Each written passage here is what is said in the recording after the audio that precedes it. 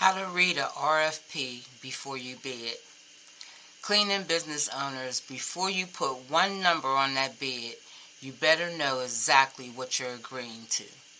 Because one sentence buried in an RFP can cost you thousands of dollars after you win that contract. So today, I'm going to show you what I look for before I even start pricing. Hey y'all, it's Karen Denton, owner of KSC Commercial Cleaning Services and your KSC bidding consultant and owner of the KSC building. So today we're talking about something every cleaning business owner who wants to bid on contracts needs to learn. How to read an RFP. And let me tell you something. Don't just open that RFP and go looking for the price page. We're going to read it. We're going to read it first. And what is an RFP? Let's start with the basics. A RFP stands for Request for Proposal. Basically, what it is an organization is telling you, here's what we need, here are the requirements. Now let us know how your company is going to provide this service and what it's going to cost. But your job isn't just to find out how much they want you to clean. Your job is to figure out everything you're responsible for if you win. Now first, you want to check, when is the bid due? Now when I think it's due, not when everybody told me it's due, what does the solicitation actually say? Look for the date, the time, and how the proposal has to be submitted, because every proposal submits different. So because you spend days putting together the perfect proposal, but if you submit it late or incorrectly, you may not even get considered. So check for mandatory walkthroughs or pre-bid meetings. Next, I want you to know whether there is a walkthrough or a pre-bid meeting. And pay attention to one very important word, mandatory.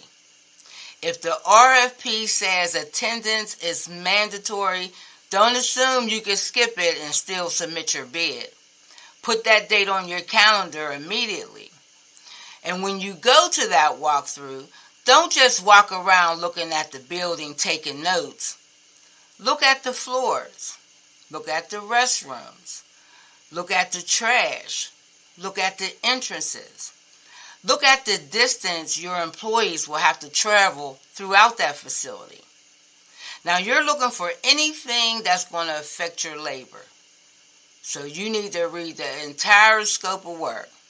The scope of work, this is what tells you exactly what's expected to clean.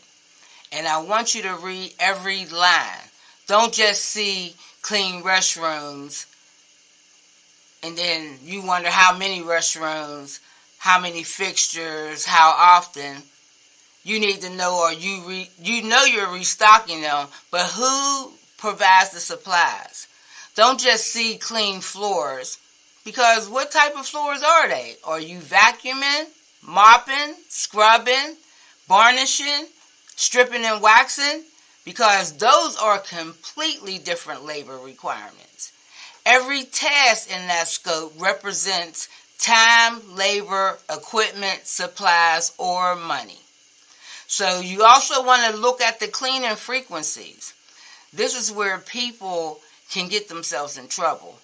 Something might need to be cleaned maybe only daily, 3 times a week, weekly, monthly, quarterly, annually, or multiple times throughout the day.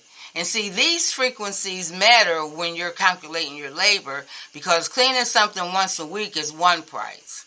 Cleaning it 5 days a week is another price. And cleaning it several times during the same day is something completely different, which is like day porter. So don't price a task until you understand how often you're required to perform it. Find out who provides the supplies and equipment. Who's buying what? Does the customer provide the toilet paper and paper towels, or do you? What about hand soap, trash liners, cleaning chemicals, equipment, floor machines, vacuums?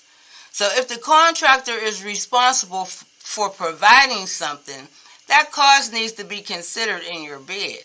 Because if you leave expenses out of your price, guess who gets to pay for them later?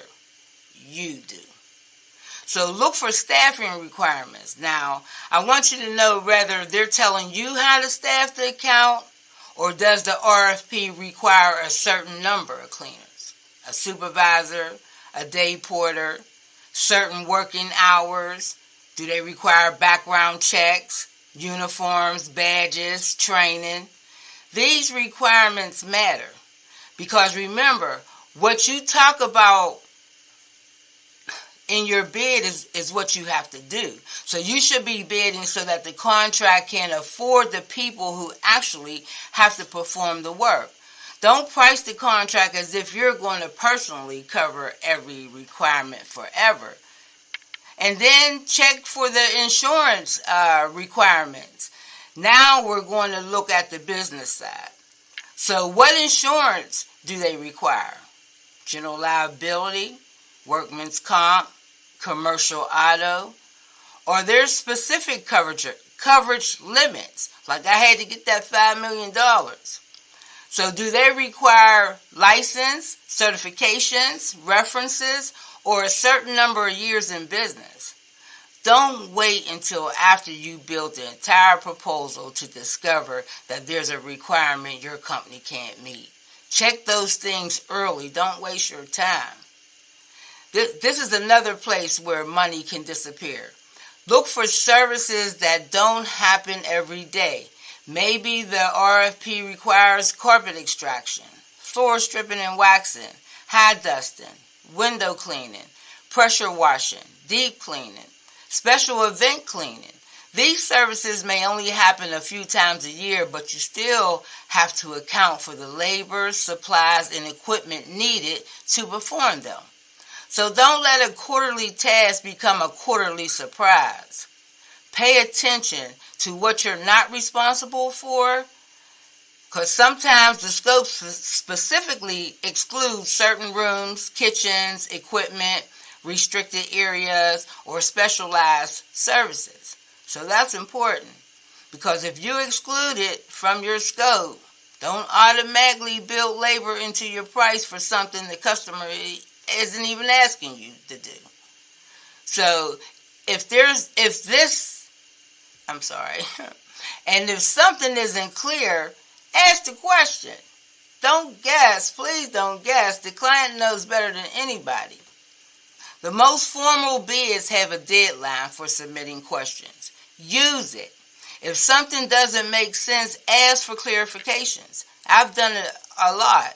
And after that, keep checking for addendums. And you have to check them addendums because they want you to acknowledge that you've seen it and you read it. So an addendum can change the scope, deadline, requirements, forms, and any other parts of the solicitation. Because addendum means they changed something in the bid. So you want to make sure you read that. You don't want to build your proposal from an old version of the information. You got to pay attention if you're going to bid on something that requires all of that.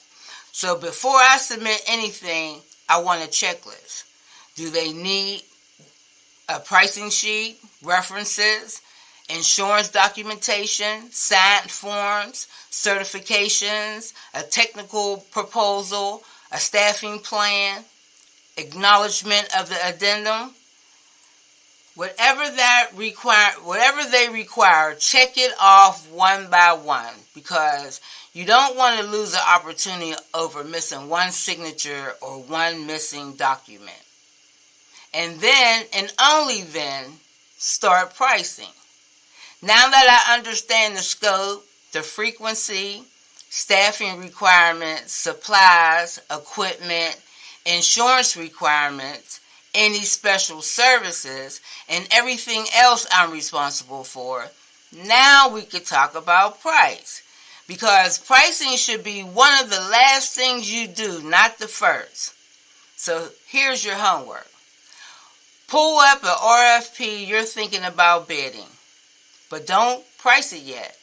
Get yourself a highlighter or highlight it on your computer and identify these things: the deadline, the walkthrough, the scope, the frequency, the staffing requirements, supplies and equipment, insurance requirements, special services, any exclusions, required documents, and the question deadline.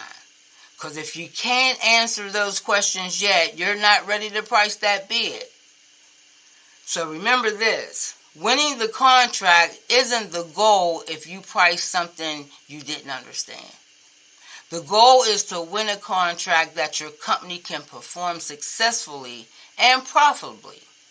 So slow down, read the RFP, understand the scope, know your numbers, and then submit your bid. So if you have an RFP and there's something in it you don't understand, put your question in the comments. I may break it down in one of my next videos. And let me tell you this: what's the most confusing thing you've ever seen inside an RFP? Put your comment in the video. Remember, consistency always wins. And let's grow together, y'all. Talk to you on the next video.